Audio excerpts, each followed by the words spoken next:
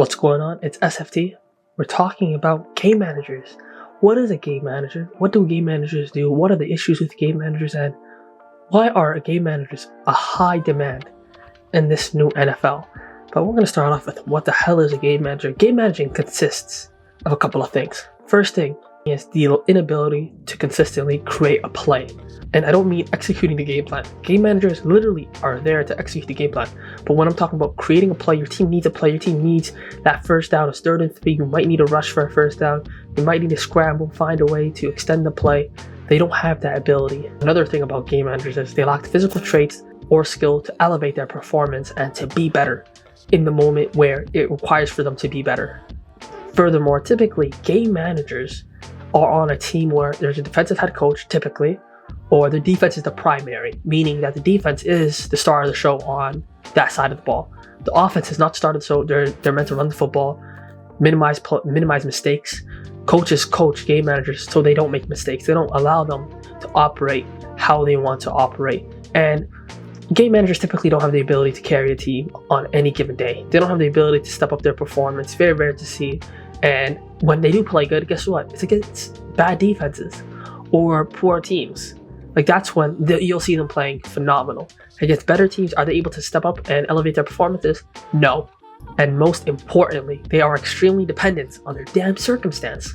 These guys, if their circumstance is not sensational or it's a really good team with a really good O-line that can run the ball with some solid running backs and a number 1 receiver, a decent number 2, an elite to good tight end, right? They're not going to be able to produce. They need guys to consistently get open. They need guys to consistently win their routes and to create a lot of separation. Game managers take game manager contracts, which means that they don't take max contracts normally. They take about 20 million less than the elite quarterbacks. And they should take less because they're not elite. But what happens when a game manager is disguising to be that elite quarterback? We begin to have big issues, and teams begin to have big issues. We're going to get to a couple of examples of what a game manager is. I think a pure example is Ryan Tannehill on the Tennessee Titans. Defense was their number 1. Their running game with Derrick Henry was the primary on that offense, and their passing game was mainly run through play action, right? To AJ Brown and to other receivers was the second thing. And we all know they could have went to a Super Bowl. They could have won a Super Bowl if Ryan Tannehill performed better. But no, it was underwhelming consistently in those playoff runs, mainly against the Bengals, I believe, in 2021. A really underwhelming performance. And you look at a guy like him and say, we can't get over the line with a game manager like him. We can't get over the line, period. Things are going to have to go perfectly for us. Our defenses are going to have to play at an elite level. When I say elite, I'm talking about top end. They're going to have to hold teams to 17 points or under, and they're going to have generational performances. And then we get into other forms of game managers. Let's talk about a guy like Jimmy Garoppolo with the 49ers, because we're going to get to Brock Purdy later on. Jimmy Garoppolo, another form of a game manager. Was he a great player? He was decent, I would say, for them. He ran the system that they required him to run. Run-heavy team, elite defense.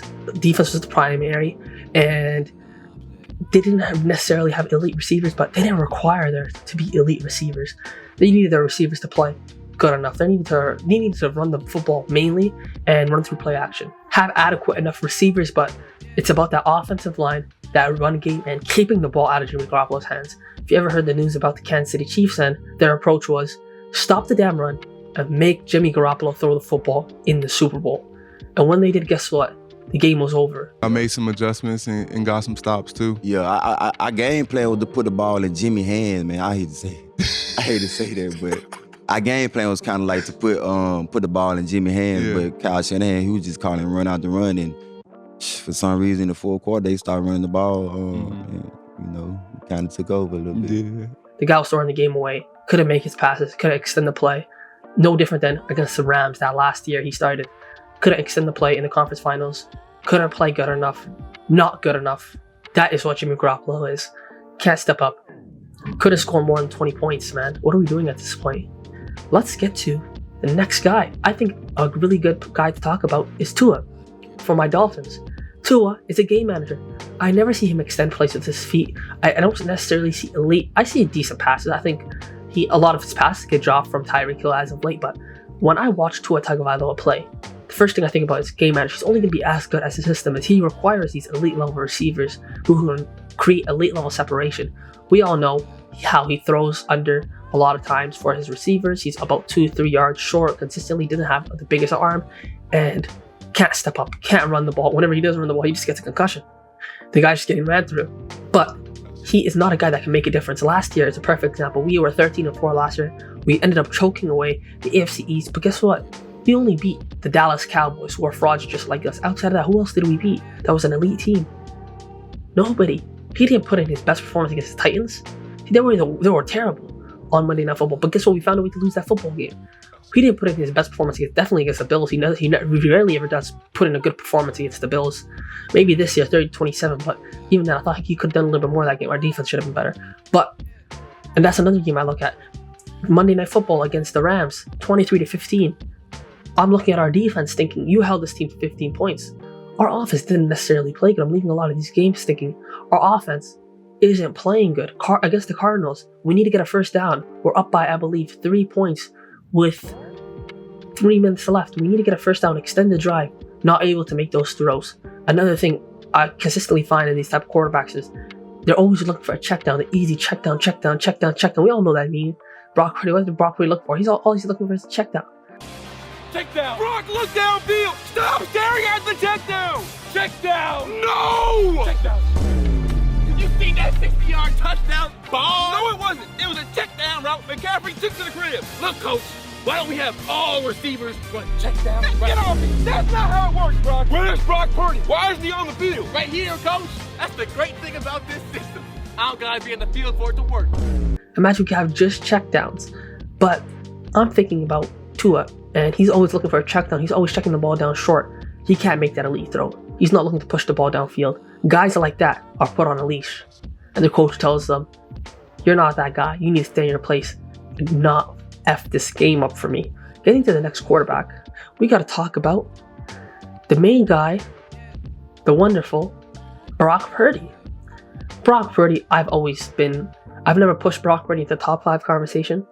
I've always thought Brock Purdy is a solid quarterback. He came in as the last pick in the NFL draft. Good story, right? Went to a Super Bowl, NFC conference finals. He's done pretty good for himself. But I always thought he's not the main reason for the success. He's not the main. They did the exact same thing with Jimmy Garoppolo. And a day's going to come where he's going to get paid. And what's going to happen? I think this season is a perfect showing of what he is. It's about damn time. I was waiting to find a year where things aren't going necessarily late offensively. Things are not going great defensively in terms of injuries, health. Okay, how can you step up? The only 2 games I think he stepped up was against the Cardinals, when he played against the Cardinals, and when he played against the Rams. He played sensational against the Rams. Outside of that, we look at this week against the Miami Dolphins. Underwhelming, game-losing interception. He said that his arm got thrown. The ball should have been out faster. The ball should have been out so much earlier than that. We know in terms of anticipation, when you're looking into those zones, the ball has to come out before that your player is wide open, obviously. But before they hit that break, before they hit that turn, the ball should be out of your hands, anticipating, knowing where they're supposed to be. I'll put the clip up right here.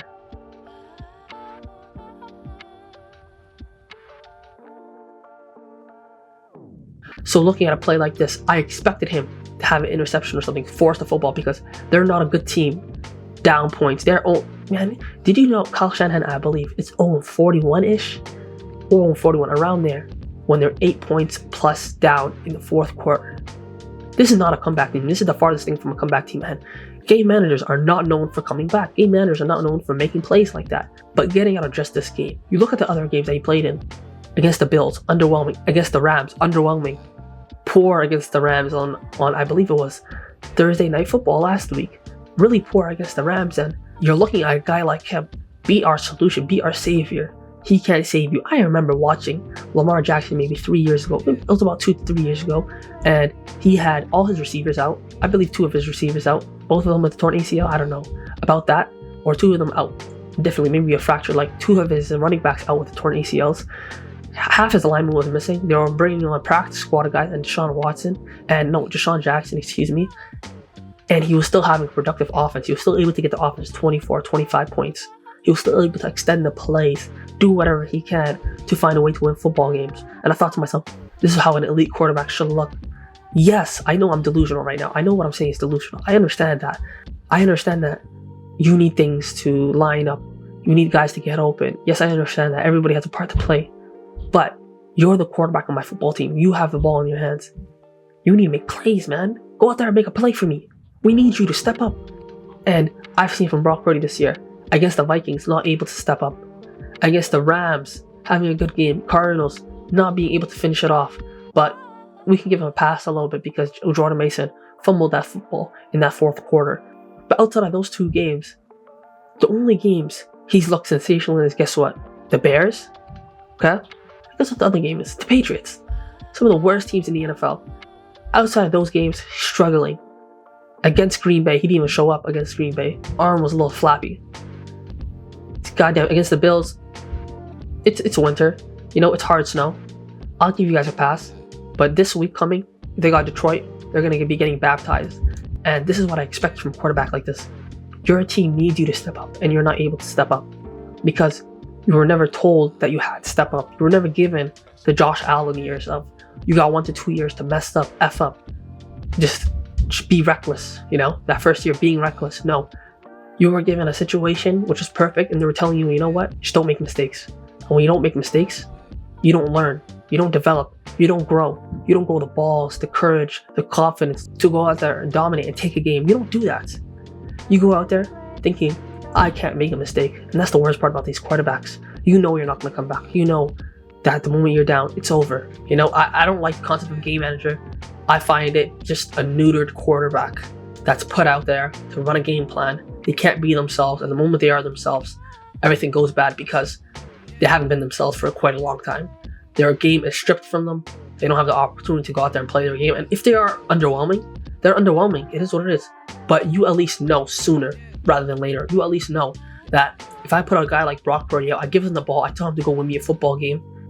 He can go out there and win me a football game. It doesn't matter who's injured. He can go out there and make plays. He's the constant.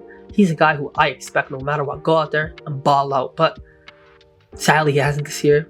And a lot of the game managers this year have struggled to elevate their performances. And we expect that because you're a game manager, right? You're just supposed to manage a game. And when you're losing, you're going to manage a loss. So that's all I have to say. Thank you so much for watching this video. Subscribe. Take care. Peace.